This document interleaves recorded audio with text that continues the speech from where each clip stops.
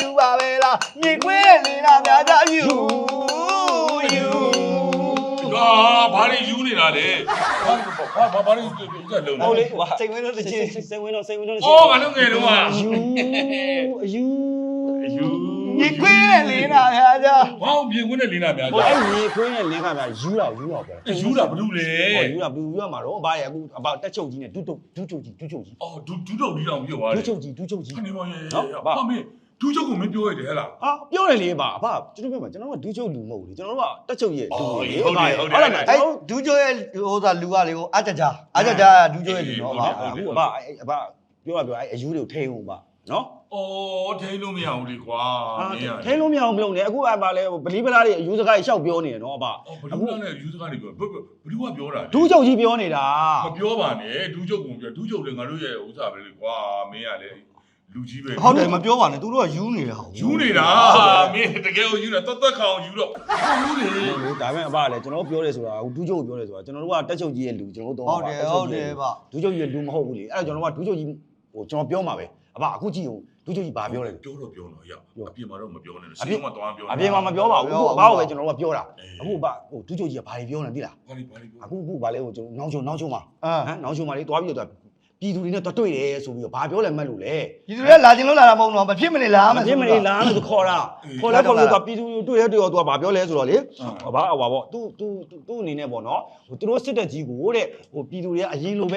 ပြန်ပြီးတော့ချစ်ပေးကြပါတဲ့အဲ့ဟိုပြည်သူတွေကလေဘယ်မှသူတို့ကိုချစ်လို့အရင်တော့ချစ်လို့လားအရင်တော့လည်းမချစ်ဘူးအခုလည်းမချစ်ဘူးအဲ့ဒါတော့သူကပြည်သူတွေကလည်းသူတို့စစ်တပ်ကြီးကိုတဲ့အရင်လိုပဲပြန်ချစ်ပေးပါတဲ့ပြီးတော့သူတို့ရဲ့ရဲဘော်တွေပေါ့နော်သူရဲဘော်အောက်ခြေရဲဘော်တွေကနေပြီးတော့သူတို့ဟိုမုဒ္ဒမန္တနာလောက်ခဲ့ရင်ပြည်သူတွေကိုနှိပ်စက်ခဲ့ရင်တဲ့သူ့ရှီကိုတိုင်လို့ရပါတယ်တဲ့သူကအရေးယူပေးမယ်ပေါ့ဗျာအော်အရေးယူပေးမယ်ဒီမှာမရင်းကျင်တယ်ကွာနော်ဖုန်းကြီးတွေကိုတတ်တယ်ခလေးတွေကိုတတ်တယ်စာတင်ကျောင်းတွေကိုဖျက်ဆီးတယ်ဘာသာသာသနာကိုအကြောင်းပြပြီးတော့အဲ့ဒီမေသီလရှင်တွေဖုန်းကြီးတွေကျောင်းတွေကိုပဲမီးရှို့တယ်နော်လေနဲ့ကျဲတယ်အဲ့ဒါတွေကိုတိုင်မယ်ဆိုတာဘယ်တစ်ခါမှအရေးယူပေးလဲအဲ့ဒါပြောတာပေါ့ဗလီပလားနဲ့မင်းတို့နှစ်ယောက်ရန်ဖြစ်မှာလားငါ့ကိုမင်းတို့သတင်းပြောမှာလားသတင်းပြောနေရန်ဖြစ်ကြမယ်လေဒါပဲကောင်းတယ်တိတ်ကောင်းတယ်ငါဘာဝင်ထိုးပေးမယ်ဟာ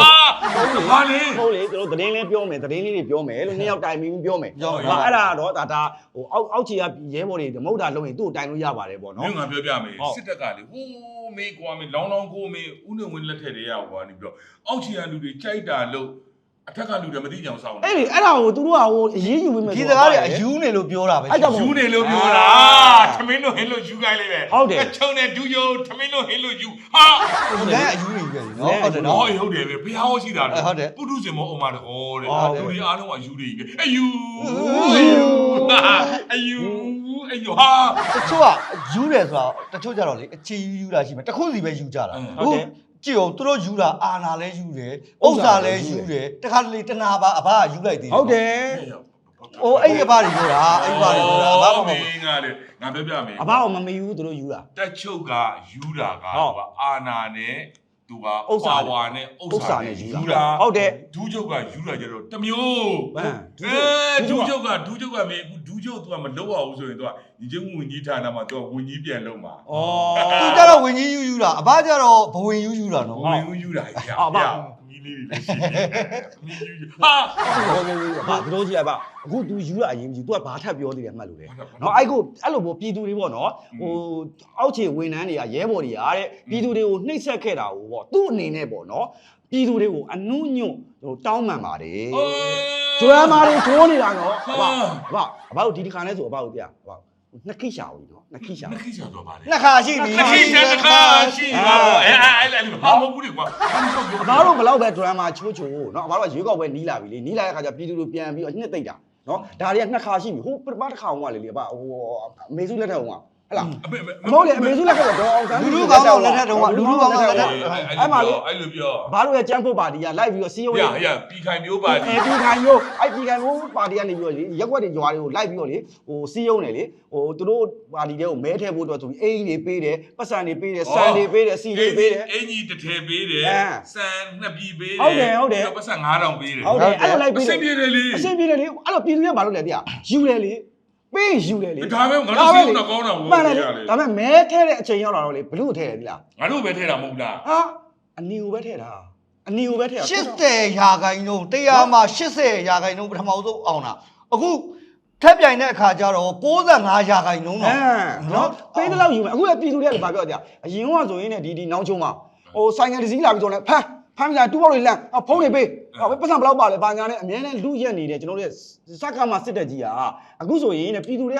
ဟိုပြည်သူတွေဆိုင်ကယ်တွေလည်းမဖမ်းဘူးကားတွေမဖမ်းပဲသူကလှုပ်ပေးတယ်ပေါ့အေးချင်းချင်းနေကြပါဆိုစတိုင်မျိုးသွားချိုးတာပြည်သူတွေအตาလေးကြည့်ပြီးတော့ဩတဲ့ဒါနဲ့ဆိုရင်နှစ်ခိရှာပြီနော်တဲ့ဘာပဲလို့လို့မကြိုက်တာလို့မင်းဟုတ်ပါဟိုတုန်းကမင်းကပြောတယ်မလားဟိုတုန်းကမင်းငါတို့တွေကနေပတ်စံ9000ပေးတယ်ငါတို့ကြက်ခိုင်ရေးပါတီကအိမ်တစ်ထည်ပေးတယ်ပြီးတော့12ပြည်ပေးတယ်12ပြည်ပေးတယ်ပြီးတော့ကြောက်တို့တွေပါသေးတယ်ငါတက်တာဘူးလေးနှစ်ဘူးလားပါသေးတယ်ဟုတ်တယ်အခုအဲ့တုန်းကသူတို့ကနေမဲမထည့်ဘူးလားမဲမထည့်ဘူးလေယူပြီးတော့မဲမထည့်ဘူးလေဒီကမထည့်လို့မရဘူးမြို့ငါပြောပြီးသွားပြီငါတို့ခုမဲထည့်တဲ့စက်ကလုတ်တယ်မလားသိတယ်စက်ကလုတ်ကနေပြီးတော့အဲ့ကနေပြီးတော့မဲယုံကဖွင့်ပေးလိုက်တယ်ဖွင့်ပေးလိုက်တော့ဥမာမင်းကဝင်ထည့်တယ်မင်းအောင်တယ်ဒီမှန်ရှိမှာအားနေပြီးတော့မင်းကနေဥမာပေါ့နော်မောင်ဖြူကိုထည့်တယ်ဆိုမောင်ဖြူကိုဒေါင်းဆိုနှိပ်လိုက်တယ်မလားနှိပ်လိုက်တော့မှန်ရှိမှာတော့မောင်ဖြူပါတီဆိုပြီးကြာသွားဒါပေမဲ့မှန်အနောက်မှာအားနေပြီးတော့ကြန့်ခိုင်ဖွံ့ဖြိုးရဲ့ပါတီစာရွက်က3ရက်ဒိန်လို့ကြာသွားတာဘာမှမသိနိုင်ဘူးအဲ့ဒါကြုံးနေပါအဲ့ရွေးကောက်ပွဲလည်းဖြစ်မှာမဟုတ်ဘူးမဖြစ်ဘူးမဖြစ်ဘဲနဲ့ငေါတို့ကနေပြီးတော့ပုံပြပေါ်တော့ငါတို့လှုပ်တာဘလောက်ကြိုးစားဖြစ်လာမှာမဟုတ်ဘူးအဲ့ရွေးကောက်ပွဲကငါပြောပြအောင်ဘာဖြစ်လို့လဲအခုသူများအကြောင်းပြောအတင်းဖြစ်တယ်နော်ဗျသူများအကြောင်းမဟုတ်ဘူးလေငါတို့အကြောင်းတက်ချုပ်ကြီးပြောအဲ့လိုပြောသူတက်ချုပ်ကြီးကနေပြီးတရုတ်နိုင်ငံသွားတယ်မလားသွားတယ်လေတရုတ်နိုင်ငံသွားပြီးတော့ဗာလေ280ပြည့်ဂျပန်ဟုတ်တယ်ကျွန်တော်တို့ဒေါ်လာရင်းနေအဲ့မှာအောင်ပွဲဆိုပြီးသူသွားကြတယ်ဟုတ်တယ်အဲ့ဒီမှာသူကနေပြီးတော့တက်ချုပ်ကြီးကနေပြီးတော့ဒီတရုတ်နိုင်ငံရဲ့ခေါင်းဆောင်ရှီကျင်းပင်နဲ့ဝင်တွေ့ခဲ့တာတွေ့တယ်တက်တိတယ်လေဗာလို့ဝင်တွေ့ပြီးတော့သူကဒီရွေးကောက်ပွဲမှာသူတမရလုပ်ပြီးတော့သူဘာတွေလုပ်မယ်ပေါ့နော်ပြီးတော့ဒီမြန်မာနိုင်ငံကနေပြီးတော့ဖိတ်ခေါ်တယ်ပေါ့ကုမ္ပဏီတို့တရုတ်ကုမ္ပဏီတွေဖိတ်ခေါ်တယ်ဟုတ်တယ်တီလောမှာကျွန်တော်သိပြီးသွားပြီအဲ့ဒီမှာသူကဘာပြောလဲဆိုတော့ဘာပြောလဲပါဒါတွေကိုကျွန်တော်ဒီလိုလုပ်လာတယ်ကျွန်တော်တမရပြောင်ကျွန်တော်ဝိုင်းပြီးတော့ဖိအားပေးပါဘာညာကျွန်တော်ဟိုကနေပြောလိုက်တယ်မင်းတမရမလုံးနဲ့တော့တဲ့ချင်းချင်းပြန်ပြောတာနော်ဟုတ်လားမင်းတမရမလုံးနဲ့အဲ့ဒါကျွန်တော်မကြောက်ဘူးအဲ့ဆိုသူရှက်နေတာမို့လို့ပဲတဲ့ချင်းချင်းပြန်ကနေပြီးတော့မင်းတမရမလုံးတော့နဲ့မလုံးနဲ့တော့မင်းပထမ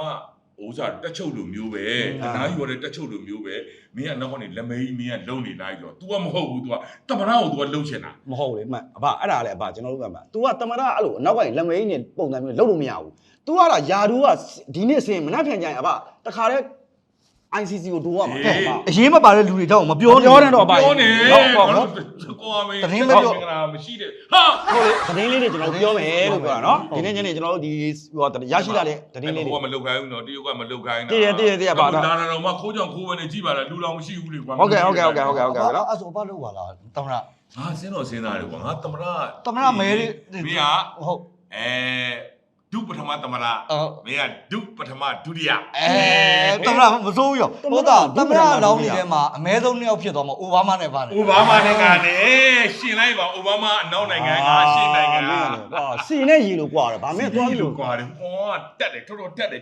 တော်လေဟာကြွားတယ်လို့ပြောတာနိုင်ငံလဲကြွားတယ်ဒါကိုပြောတာဆက်လိုက်ပြီးတော့ကျွန်တော်သတင်းလေးတင်ပြပေးရရင်ဒီကကျတော့ကျွန်တော်မန္တလေးမုံရွာနော်မန္တလေးမုံရွာလမ်းပိုင်းမှာရှိမုံရွာမန္တလေး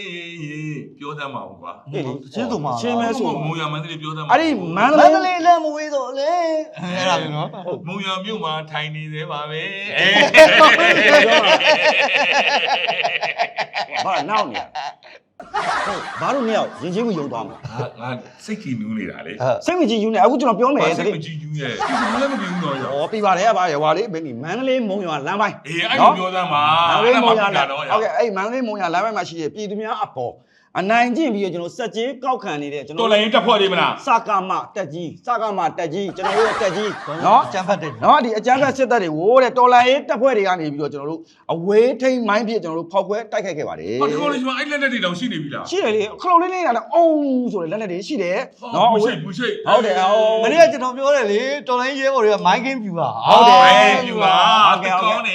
်ငါတို့ဘက်ကပြေဖို့သာပြင်းမေးတော့အဲ့လိုတိုက်ခိုက်တဲ့နေရာမှာကျွန်တော်တို့ဒီအကျန်းဖက်စစ်သားနော်အကျန်းဖက်စစ်သား၄ဦးနေရာမှာနေပွဲချင်းပြီးကျွန်တော်တိတ်ဆုံးပါတယ်တဲ့နော်ပြီးတော့ကျွန်တော်တိုက်ခိုက်ခဲ့တဲ့ကျွန်တော်တော်လိုင်းရဲဘော်များကတော့အထိခိုက်မရှိပဲသူတို့ရဲ့နေရက်ကိုပြန်လည်ဆုတ်ခွာသွားပါလို့သိရပါတယ်ဗျတနေ့တိုးတက်လာပြီနော်တိုးတက်လာပြီစာစင်းနေလားဟုတ်ကဲ့ဟာဟုတ်ကဲ့လေကျွဲပြောနေတာမင်းတို့ဟောလေကျွန်တော်တန်းငယ်လေးဟုတ်ကဲ့လို့ပြောတာဒီကကျတော့ကျွန်တော်ဆက်လက်ပြီးတော့အဘောက်ကိုကျွန်တော်တင်ပြပေးမယ်သတင်းလေးကတော့ဟိုဘန်းမောက်နော်ဘမောက်နော်ရေးတော့ဟို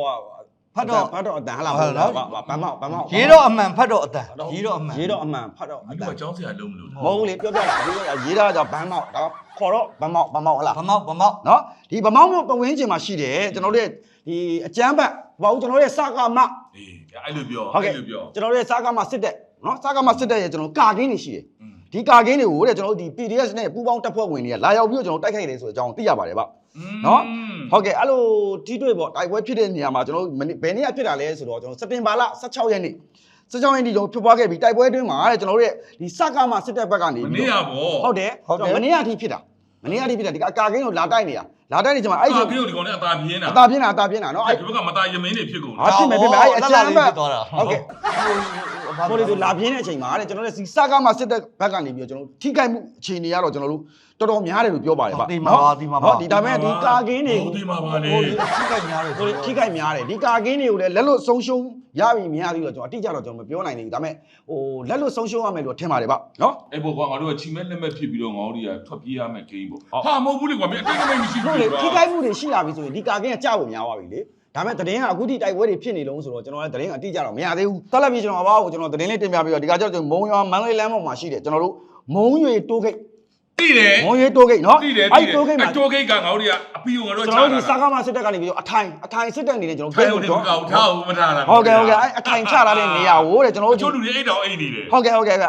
ပေါ့ဒီအထိုင်ချထားတဲ့နေရာကိုကျွန်တော်တော်လိုင်းရေးတက်တွေကနေပြီးတော့လာရောက်ပြီးတော့ကျွန်တော်တို့ပြစ်ခတ်တဲ့နေရာမှာ ဟေး လာရောက်ပြီးတော့တော်လိုင်းရေးတက်တွေကလာရောက်ပြစ်ခတ်တာပြစ်ခတ်တဲ့နေရာမှာကျွန်တော်တို့ဘက်ကနေပြီးစီဟော10ဦးသေးတယ်ဗျနော်10ဦးသေးဆုံးပြီးတော့လက်နက်9လက်တင်းစီရမိတယ်ဆိုပြီးကျွန်တော်တို့သိရပါတယ်ဗျဟိုဖြစ်ပွားပုံပြောရမယ်ဆိုရင်တဲ့ဒီမုံရွာမန္တလေးလမ်းမပေါ်ရှိမိုးရွေးကျေးအနီးမှာရှိတဲ့ကျွန်တော်တိုးဂိတ်ပေါ့နော်အဲ့တိုးဂိတ်မှာကျွန်တော်အထိုင်ချထားတယ်တဲ့ကျွန်တော်တို့စစ်တပ်စခန်းကိုပြည်သူ့ကာကွယ်ရေးတပ်ဖွဲ့ဝင်များဝင်ရောက်တိုက်ခိုက်ရမှာတဲ့အပြန်အလှန်ပြစ်ခတ်တာတနားလောက်ကြာတယ်ဗျနော်တနားရီနီးပါးကြာပြီးတော့အဲ့စခန်းကိုသိမ်းနိုင်ခဲ့ပါတယ်တဲ့တော်လိုင်းတက်တွေကတက်ကျွန်တော်ကျင်းရတယ် ရအောင်အဲ့တို့ထိုင်ကြမလို့တော့ ဟုတ်ကဲ့ ငါတို့ကနောက်ပြန်ဆုတ်ပေးလေရုံပဲဟာတို့ဝင်းလုံးမြောက်လေအဲ့ဒီတိုးဂိတ်ကငါတို့ကပတ်စံရနေတာ ဟုတ်ကဲ့အခုတော့မရတော့ဘူး तू ကတိန်းသွားပြီတော်လိုင်းတက်တွေကတိန်းသွားအဲ့ဒီမှာအဲ့လိုတိုက်ခဲ့တဲ့နေရာမှာစစ်သား8ဦးတေဆုံးပြီးတော့လက်9လက်ပြီးတော့ကျွန်တော်တို့ကြီးကအုတ်ထုပ်နှလုံးเนาะပြီးတော့ကျွန်တော်ကြီးကအင်ဂျီတစ်ထည်ပြီးတော့ကျွန်တော်ကာပိုင်းကြီးအပါဝင်နဲ့အခြားကြီးမျိုးစုံဆက်ပစ္စည်းတွေလည်းတင်းစီရမိတယ်ဆိုပြီးတော့တော်လိုင်းတက်ကနေဆိုသတင်းထုတ်ပြန်လာဗျ သွားပြီ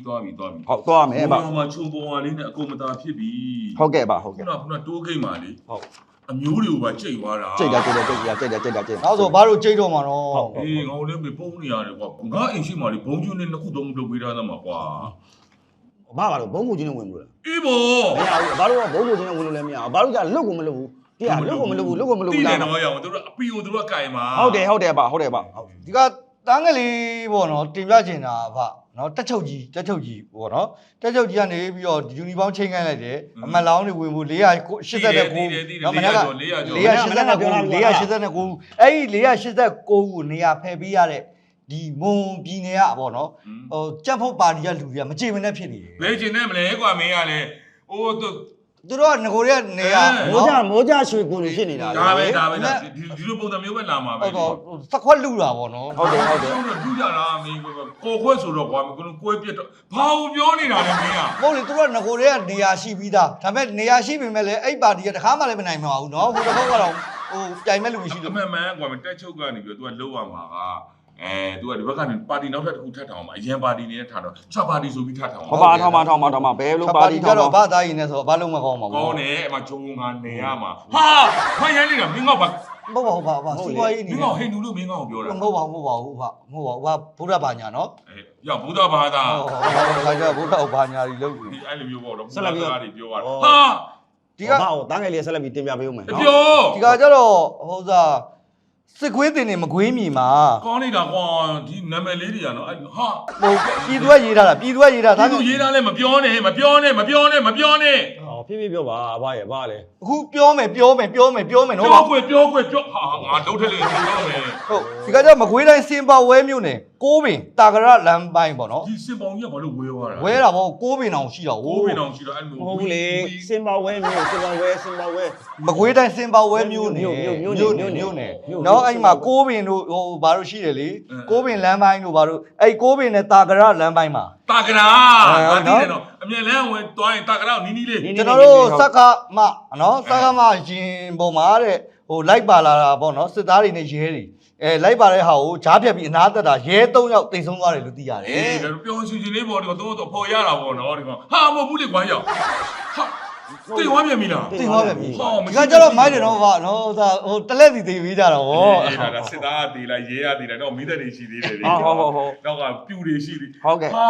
အဲ့လူကကိုလူတွေကြီးပဲလေ ဟုတ်တယ်လေကိုလူတွေကြီးပဲလေအလုံးသိနေတာကိုလူတွေကြီးပဲလို့ဟိုဆက်ပြီးတော့အဘကိုကျွန်တော်သတင်းလေးတစ်ခုကျွန်တော်တင်ပြပေးဦးမယ်ဟိုအဲ့သတင်းလေးမလာခင်အဘကျွန်တော်အခုဟိုစေယုံကနေပြန်လာကြတော့လေစေယုံကပြန်လာတော့ကြားခဲ့တဲ့သတင်းရှိတယ်တရားအဲ့ဒါဘာလဲဆိုတော့ကျွန်တော်ဒီ KIA ခေရင်ဘာဖြစ်လို့လဲ KIA အခုကျွန်တော်တို့ဒီအလုံးအရင်းနဲ့ကျွန်တော်တို့ဒီဗမော ခေရင်ကလုံးဝလို့လား အလုံးအရင်း အလုံးရင်းနဲ့တိုက်တာ အလုံးရင်းနဲ့ကျွန်တော်တို့ဒီဗမောဝင်စောင့်နေလို့ပြောတယ် ဘမောဘာလို့ဆောင်းတော့ ဟုတ်လေဝင်တိုက်နေတယ်လို့ ဟို ပြောတယ် တိုက်ရင်တိုက်တယ်ပြောလို့ပါစောင်းနေဆိုဘမောမျိုးယူသူကခင်မီဖူမျိုးတိုးတက်တဲ့နိုင်ငံကြီးစောင်းတာလားလို့ ဘာတူတူအဲ့တဲ့တင်းကဘယ်သူမှကျွန်တော်တို့ဒီစေယုံကလူ၄၅ယောက်ပဲသိတာအဲ့ဒီဘဘောမျိုးပါလေအခုကြာတယ် ကဘယ်လိုပြောပါလဲ ကြာတယ်ဖြစ်နေပြီနော်ဘာအဲ့တဲ့တင်းကိုကျွန်တော်ရလာပြီ မကြိုက်နဲ့ပြန်ခောက်တင်နေပေါ့ကွာမင်းရလေ ဘူးအဲ့ဘဘောမျိုးကြီးကိုဆုံးရှုံးရတော့မှာ ဟာ မြို့သိမ်းတိုင်ဟိုကရမှာလူပြိုးတယ်တော့ဗျာ အဲ့တဲ့တင်းကထွက်တော့မလာဘူးဒါပေမဲ့တကယ်ကြာဖို့များနေပြီအဲ့တဲ့တင်းကျွန်တော်သိခဲ့လို့ ကြောက်ကြနေပါပြီကွာကြောက်နေ ဟာအဲ့တော့ခင်ရောက်အလုံးရင်းနဲ့ အလုံးရင်းဝင်ဆောင်နေတာ ဟာသွားပြီဟော ဒါပေမဲ့အဲ့ဒါကိုသတင်းကိုဖုံးလာတယ်ကျွန်တော်ဘက်ကလည်းဖုံး တ လာ ချို့ကြီးကသူကကြွားတာလေငါတို့တဲ့ဒီရွေးကောက်ပွဲလုပ်ဖို့အတွက်ဟိုသာနယ်မြေ100ကျော်ပြန်သိမ်းမယ်ဆိုအခုမျိုးကြီးပေးရ ဆိုရပြီငါသမီးအကြကြောင်ငါထွက်ပြီးတော့ဘမောမျိုးကြီးကဘလို့စီကားနေတယ်ဘာဖြစ်နေရလဲ အစင်းလိန်ကိုင်းမှု ချင်းတင်းငါလုတ်ခိုင်းနေ အ တော့ စင်းလိန်ကိုင်းမှုလောက်ပြောမှာဟုတ်ဆက်လက်ပြီးကျွန်တော်ပြောရမယ်ဆိုရင်တော့အဘကျွန်တော်ဒီရ ဒီ န် ခု ကုန် နပြောနေရမဟုတ်ဘူးလား မပြောလေဆက်ပြီးတက်ပြီးတော့တင်ပြပေးမယ်သတင်းလေးအဲ့ဒါတော့ဘာလို့ကျွန်တော်ရန် ဘမောမျိုးအကြောင်းတော့ဘယ်သူမှမပေါ့ အဲ့မှာကြားတဲ့ရဲဘော်တွေကိုလေဟိုကဂုံကျူးတဲ့နေနဲ့ဗုဒ္ဓံတရဏံကိစ္စ ချေပြီးမှတန်း ဓမ္မံတရဏံ နေရလေ အဲ့ဒါငကုံတင်တဲ့ကတချင်းလေးနဲ့ဓမ္မံတရဏံ တော် ဒီကကျဆက်လက်ပြီးတော့ကျွန်တော်သတင်းလေးတင်ပြပေးမယ်ဒါကဘာလဲဆိုတော့ကျွန်တော်ဒီရန်ကုန်တိုင်းမှာရှိတဲ့ကျွန်တော်မြို့နယ်10မြို့နယ်အဲ့မြို့နယ်10မြို့နယ်မှာတဲ့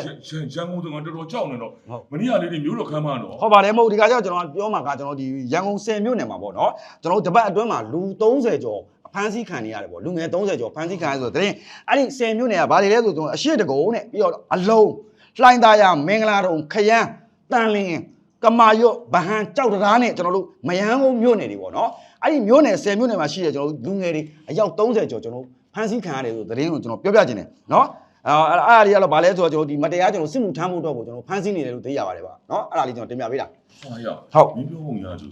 မနေ့ကရန်ကုန်မှာဘိုးပေါက် ဟုတ် ငါတို့ရဲ့ရဲတွေနဲ့စစ်သားတွေကုန်းကောက်စရာမရှိဘူး သိတယ် အဲ့လိုကုန်းကောက်စရာမရှိပြီမဲ့တားငယ်လေးတင်ပြချင်ဒီကကြတော့ဟိုဘောစကိုင်းတိုင်း ဟုတ်ပြီ နော်စစ်ခွေးတင်နေစကိုင်းမြေဟုတ်ပြီနော်အဲ့ဂရင်းဟိုကဏီမျိုးနယ်မှာပေါ့နော်ချောင်းမအရှိရွာအမျိုးသားတူနော်ဘာလို့ဟိုသာစစ်သားတွေထောင်ထားတဲ့မိုင်းကိုတက်နှင်းမိပြီးတော့ပေါ့နိတိရမှာခြေချင်းဝင်ပြတ်သွားတယ်ရွာသားတွေနော်ရွာသား ရွာထဲမှာဘာလို့အဲ့မိုင်းတွေကိုထောင်ခဲ့တာလဲကျွန်တော် ငါတို့ဒီဥစ္စာပေါ့နော်ငါတို့ဒီတော်လိုင်းပြီးဆုံးသွားရင်ဘယ်လိုဖြစ်မလဲဆိုတော့ဘီနန်လိုဖြစ်နေမယ်ဘီနန်ကနေတော့အဲ့မှာလဲတွေထုံတယ်အဲ့လဲထုံနေတော့ဘုံတွေထားပေါက်တယ် ဟုတ်တယ် လက်ရရပြီးသွားပြီကွာဘုံတွေထားပေါက်တာ ဒါ16ရက်နေ့ရပေါ့နော်နောက်တဲ့စက်တင်ဘာ15ရက်နေ့မှာဗတီကိုပြန်ယူဖို့ရွာထဲကိုဝင်သွားတဲ့38နှစ်အရွယ်အမျိုးသားတဦးလဲနေအိမ်ခြံဝင်းထဲမှာပဲနင်းမိုင်းမိပြီးတော့ခြေချင်းဝင်ပြတ်တောက်သွားသေးတယ် အဲ့ဒါပဲငါမပြောချင်တာအဲ့ဒါသူတို့ကဘာလို့ဘယ်ဒီနဲ့သူတို့ကနေပြီးမီးကိုသုံးနေတာလဲတက်ချုပ်ကြီးတာဆိုလာတွေရောင်းနေတယ်လေ အာဒုက္ခပဲအဘ မရှိ ဆို လို့ လာကိုသုံးလေ မရှိလို့ဟာလောက်စားပါတယ်ဆိုမှဟိုကအကျွေးနဲ့တိုးသလိုဖြစ်နေပြီ ဘယ်ဟာအကျွေးနဲ့ပဲတူတူမြို့ငါပြောရရှင်းရှင်းလေး ဟုတ်တယ်အဘတို့မိုင်းထောင်နေဆိုတာကျွန်တော်လက်ခံတယ်ဒါပေမဲ့ကျွန်တော်ပြောရမယ်လမ်းလို့ဘာလို့မှထောင်တာကျွန်တော်လက်ခံတယ်နော်အဘသူများခြံဝင်းနေမှာဘာလို့ဝင်ပြီးထောင်ရတာလဲ အေးသူများခြံဝင်ထဲမှာထောင်ကျင်လို့တော့အဲ့ခြံဝင်က PDF တွေနဲ့တော်လိုင်းတပ်ဖွဲ့ဝင်တွေကခိုးအောင်နေဘယ်လိုလုပ်လဲ ဘာလို့ပြောလိုက်ဒါပဲဒီစကားပဲ PDF တွေခေါ်အောင်လို့ပြဲရတာပါ PDF တွေခေါ်အောင်လို့မိုင်းထောင်ရတာ PDF တွေရှိလို့ပြဲရတာပါဒါပဲလိန်လီပေါင်းစုံနေတာဒါပဲပြော လိန်ဒီမင်းကောက်ပြန်ပြောနေ ဘာလို့အဲ့ PDF လို့စွတ်တော့မပြောနဲ့အဲ့မိကောင်းဖခင်သားသမီးလေးတွေ မိကောင်းပငင်သားသမီးရှိမှရှိတဲ့လူတွေအုတ်ချမ်းမြက်ပေါက်တွေငါဖြတ်ရိုက်တယ်လိမ့်မယ်မင်းတို့တော့အခုတော့မင်းငါနားရောက်နေတော့မင်းတို့เนี่ยဒီစကားပြောပြီးအရင်တော့ကမင်းတို့ရှေ့တန်းထွက်ပြီးတော့တိုက်နေတော့မင်းတို့ဒီစကားပြောတာ မဟုတ်လေအဘလည်းဒါတော့အရင်ကကျွန်တော်တို့ကကျွန်တော်ပြည်သူရဲ့ချစ်တယ်ပြည်သူတွေကကျွန်တော်တို့ချစ်တယ်ကျွန်တော်ကပြည်သူတွေချစ်အောင်နေတာ ပြည်သူတွေကဒီမျက်နှာတွေကိုချစ်တယ် ချစ်တယ်နော်ဒီကဒီမျက်နှာတွေကိုချစ်တယ် အဘတော်သားငယ်လေးတို့မျက်နှာနဲ့မဟုတ်လို့လာမကျဲသေးတာ ဟုတ်တယ်မင်းတို့ကြောင့်ငါနေတော့ခုံတက် ဟုတ် လောက်လာပြီးတော့ငါလုံးထလိမ့်လို့ မောင်ငါသတင်းလေးနော် စားမယ်ဟာမစားဘူးလေကြားမယ်ဒီက16ရက်6လ2025ပေါ့နော်တနင်္လာရီတိုင်းတပွဲမြို့နယ်မှာအသေးများမယ်နော်ဒါတော့အသေးများမယ် ဘာဖြတ်ပြောလို့မဟုတ်အဲ့အသေးများမယ်ဆိုတာတနင်္လာရီတိုင်းကျွန်တော်တို့တဝဲမြို့နယ်ဟလားအဲ့တဝဲမြို့ကဘာကျွန်တော်သိခဲ့တဲ့သတင်းကလေအဲ့အသေးများမယ်ဆိုတာယာကနန်းရှိတယ်လေဗျယာကနန်းရှိတယ်လို့ပြောတယ်ကြောက်ပါပြီဆိုမှယာကနန်းတော့မဖြစ်တော့ဘူးလေဒဝဲမြို့ကအကျယ်ကြီးလေတနင်္လာရီတိုင်းဆိုအများကြီးတော့တောင်းလက်ချီသွားထောင်ကျော်လောက်ဖြစ်မှာဒီတော့ကလည်းကွာကြောက်ပါလေအားငယ်နေပါဆိုတော့ဖိပြီးတော့ဟုတ်ကဲ့ပါဆက်လိုက်ရေလိုင်းလေးပေါ်မှာလေဟာယူနီဖောင်းလေးနဲ့ရေလိုင်းလေးတွေမှာရေလွှာပွေးလိုင်းကလေးဟာမဟုတ်ဘူးလေကွာဒီပြောလို့တော့ငါးသားတွေကျွေးနေလို့ဖြစ်နေတာပေါ့ဒီကတနင်္လာရီတိုင်းဒဝဲမြို့ပေါ့နော်16ရက်9လ2025မှာအသေးများမယ်တနင်္လာရီတိုင်းခမောက်ကြီးမှာ6ဦးသေပါတယ်ဗျမကွေးတိုင်းစိတ်ဖြူမြို့နယ်မှာ14ဦးသေပါတယ်ဗျစကိုင်းတိုင်းမုံရွာမြို့နယ်မှာ10ဦးသေပါတယ်ဗျစကိုင်းတိုင်းမုံရွာမန္တလေးလမ်းမှာ4ဦးသေပါတယ်ဗျကရင်ပြည်နယ်ဖာပွန်ခရိုင်မှာ4ယောက်သေပါတယ်ဗျစုစုပေါင်းက36ယောက်ဆိုတော့ဟိုတချင်းလေးနဲ့ပဲသွားလိုက်မယ်ဗုဒ္ဓံတရဏတော်လိုက်တော့ငါလည်းခုတည်တာဘယ်နှယောက်လဲ36တက်ချုပ်ရေမဲဆန္ဒတွေကြီးပဲရှောက်ပြီးတော့ခေါင်းထဲမှာမထားနဲ့အခု36တဲ့ကောင်းဆရာတော်မရှိတော့ဘူး